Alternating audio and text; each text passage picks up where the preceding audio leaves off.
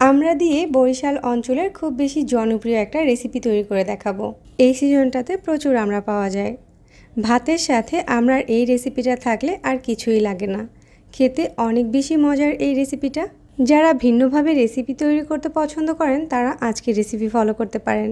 দারুণ স্বাদের আমড়ার এই রেসিপির জন্য এখানে হাফ কেজি পরিমাণ আমড়া নিয়েছি। এখানে পরিপক্ক দেখে আমড়াগুলো নিতে হবে। প্রথমেই আমড়াগুলোকে পরিষ্কার পানি দিয়ে ধুয়ে নিব। এখন আমড়ার খোসাগুলো ছাড়িয়ে নিব। এই রেসিপিটা যদি একটু টক খেতে পছন্দ করেন তাহলে আমড়াগুলোকে একটু সবুজ রেখে খোসাটা ছাড়িয়ে নেবেন। আর যদি টকটা খেতে পছন্দ না করেন তাহলে আমড়াগুলোকে একটু সাদা করে খোসাটাকে ছাড়িয়ে নেবেন। তো সবগুলো আমড়ার খোসা ছাড়িয়ে নেওয়া হয়ে গিয়েছে। এবার আমড়াগুলোকে ছোট ছোট টুকরো করে কেটে নিব।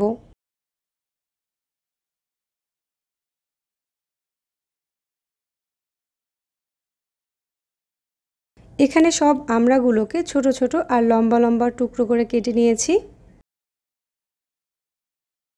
রান্নার জন্য চুলায় কড়াই বসিয়ে 3 টেবিল চামচ রান্নার তেল দিয়ে দিচ্ছি। তেলটা গরম হয়ে গেলে এখানে দিয়ে দিচ্ছি 5-6টার মতো চিংড়ি মাছ।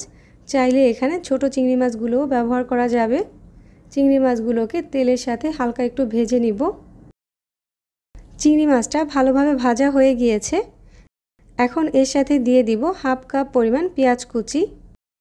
পেঁয়াজটাকেও নরম হয়ে আসা পর্যন্ত ভেজে নিব।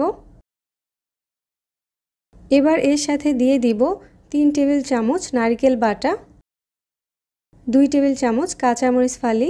এই রান্নাতে নারকেল বাটাটা ব্যবহার করবেন, তাহলে এই রান্নার টেস্ট আরও কয়েক গুণ বেশি বেড়ে যাবে। এবার নারকেল বাটাটাকেও তেলের সাথে একটু সময় নিয়ে ভেজে নিতে হবে। এই সময় এর সাথে দিয়ে দিব হাফ চামচ পরিমাণ রসুন বাটা আর হাফ চামচ আদা বাটা। আদা আর রসুনটা কিন্তু এর থেকে বেশি ব্যবহার করা যাবে না। লবণ দিব পরিমাণ মতো।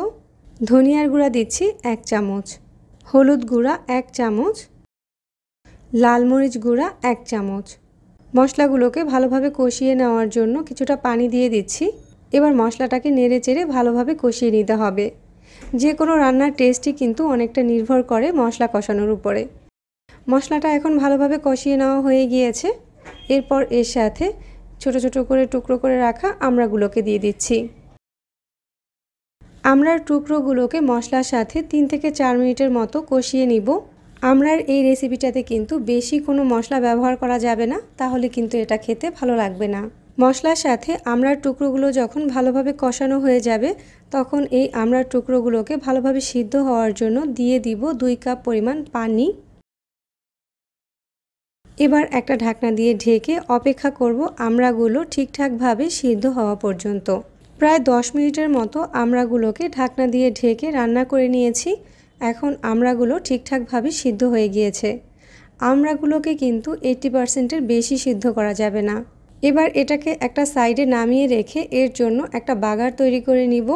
তার জন্য 2 টেবিল চামচ রান্নার তেল দিয়ে দিচ্ছি। 1 চামচ দিচ্ছি কালো জিরা আর দিচ্ছি 3টা শুকনো মরিচ।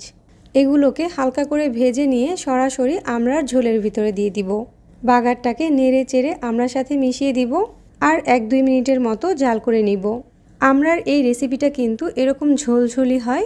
এটাকে আমড়া নারিকেলের ঝোলও বলতে পারেন। ভাতের সাথে আমড়া নারিকেলের এই ঝোলটা খেতে কিন্তু বেশ মজার হয়।